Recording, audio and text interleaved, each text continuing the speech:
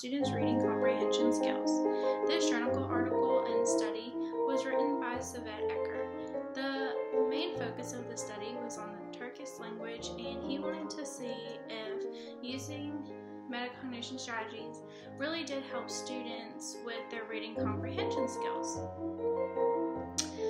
In this day and age, it's the most successful and effective way for students to learn is through reading.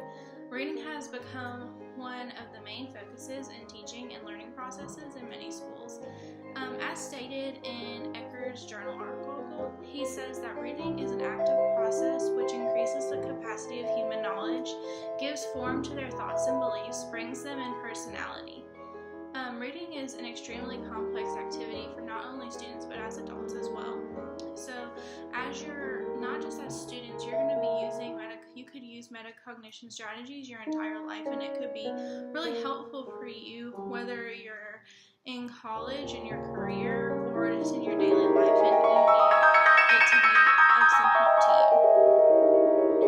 It's so complex that it involves so many different things, as with like hearing, interaction, perception, experimentation, thinking, learning, association, influence, and configuration. And it has also been intended that individuals who read should know, recognize, and evaluate themselves, and students can accomplish this through the use of the metacognitive strategies. Metacognition was introduced by a man by the name of Flavel in the field of education in 1976. Flavel defined metacognition as an individual's knowledge about his or her own cognitive process. And metacognition consists of three strategies, and that includes planning, monitoring, and regulation. Planning is basically students evaluating their own strengths and weaknesses, making a plan related to resolving a problem, process, or task. Completion process by taking into time and effort, selecting the materials, and organizing those materials. Planning can also include having students activate their prior knowledge, interpreting new information, while at the same time planning necessary cognitive strategies. In addition, the strategy of monitoring is defined as a cognitive process reflecting the state of progress in the direction of purposes and feedback for future studies that will guide. The monitoring strategy helps students focus their attention and energy on learning. And it's believed that students who monitoring their own learning and behaviors have extremely higher self-efficiency, motivation, and success rates. And then lastly, regulation strategy is when an individual has acquired metacognition strategies and they should evaluate themselves at the end of the process. This is related to how a student regulates and arranges his or her learning ways and memory. It's really important for students to recognize whether or not they understood the information that they just read. And one way for students to implement this knowledge for comprehension would be to encourage them to ask him or herself questions to keep up with their cognitive level, and then go back and reread parts of the selection that they didn't understand very well.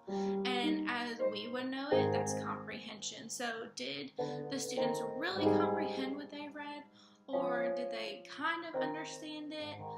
And do they need to go back and reread it to further comprehend and fully understand what it is that they read and what it is they're trying to take in from this text? And being that metacognition is such an important skill for students to obtain to be successful, it was proposed that the following methods to develop metacognitive strategies should be describing what the students know and what they don't know, expressing what they think, keeping a learning diary, making a plan, and self-monitoring, examining the processes of self-evaluating and their thinking. So they need to think about their thinking as they're reading. And as a teacher, it would be of great use to your students to implement these metacognitive strategies to help them to develop their metacognitive skills. So yes, it is your student's responsibility, but as a teacher, metacognitive strategies.